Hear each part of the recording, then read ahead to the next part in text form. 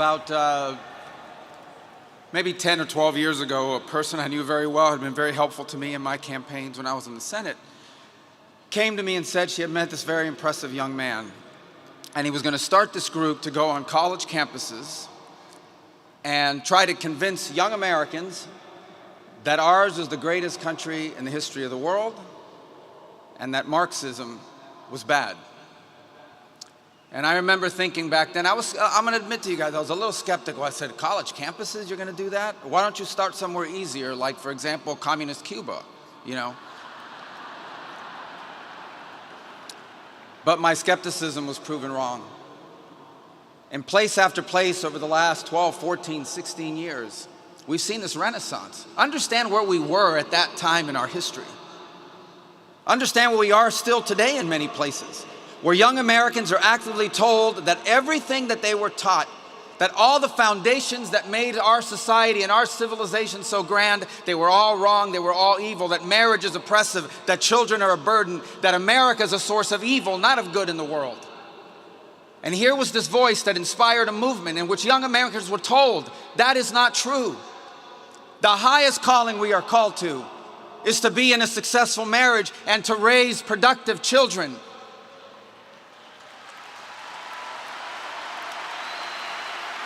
And a movement that taught them that ours was not a great country, but the greatest, most exceptional nation that has ever existed in the history of all of mankind. And that it's worth fighting for, it's worth defending, it's worth preserving, and it's worth passing on to the next generation.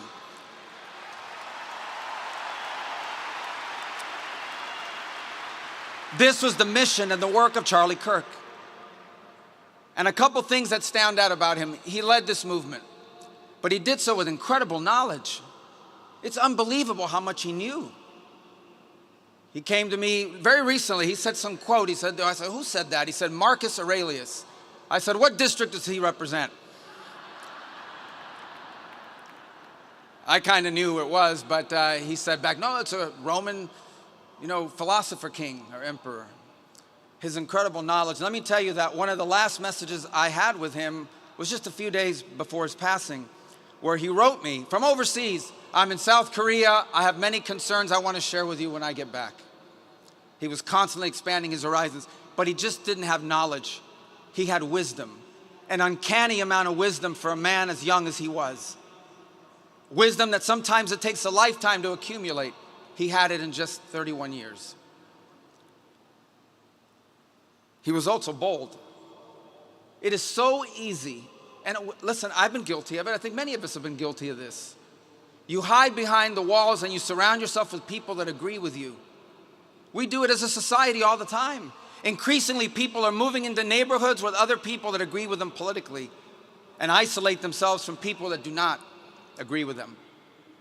But Charlie Kirk was bold. He actively sought out to engage peacefully, respectfully, those who he disagreed with. As recently as 2 days ago, we learned of one of the hosts on CNN who said that one of the messages he had gotten just a few days before Charlie's passing was from him, inviting him to dialogue. And he did this on campuses, he did this on podcasts, he did this on radio shows, he did this on television shows. Time and again, he sought to engage those he disagreed with because he understood that we were not created to isolate ourselves from one another, but to engage. The irony in all this is that what our nation needs, one of the many things it needs, is the ability to discuss our differences openly, honestly, peacefully, respectfully. And Charlie Kirk did that more than anyone alive in America today is doing.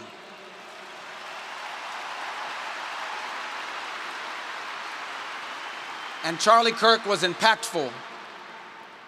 Impactful because of all the things I've said, but look around this place.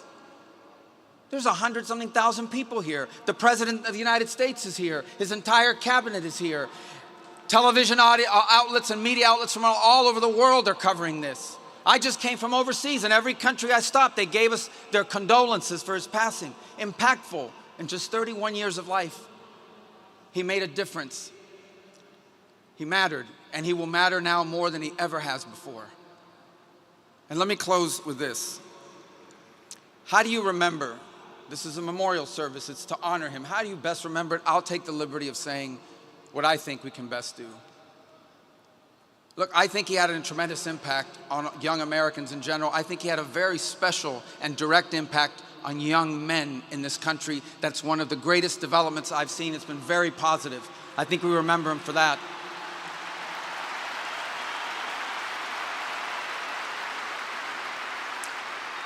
I think we remember him for constantly saying, you want to live a productive life, get married, start a family, love your country. These are powerful messages. But I hope many who are watching, I imagine there are people watching here tonight that didn't know much about Charlie Kirk until 11 days ago. Maybe they were disengaged from politics. Maybe they were partially engaged.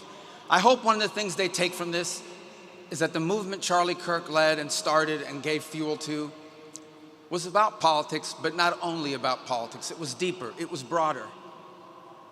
And I would say that, taking the liberty, but I'm confident he would agree, one of the things he wants us to take away from this, from all of this, is the following.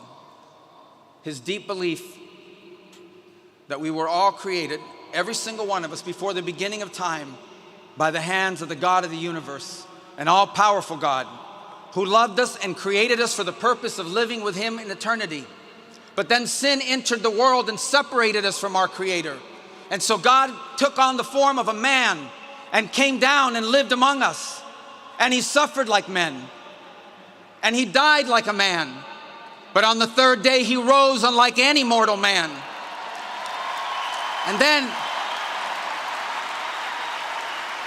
And to prove any doubters wrong, he ate with his disciples so they could see, and they touched his wounds. He didn't rise as a ghost or as a spirit, but as flesh.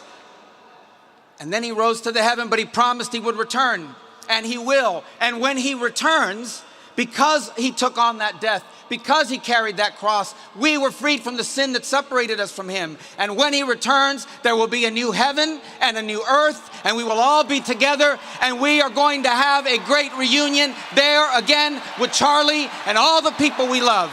Thank you, and God bless you.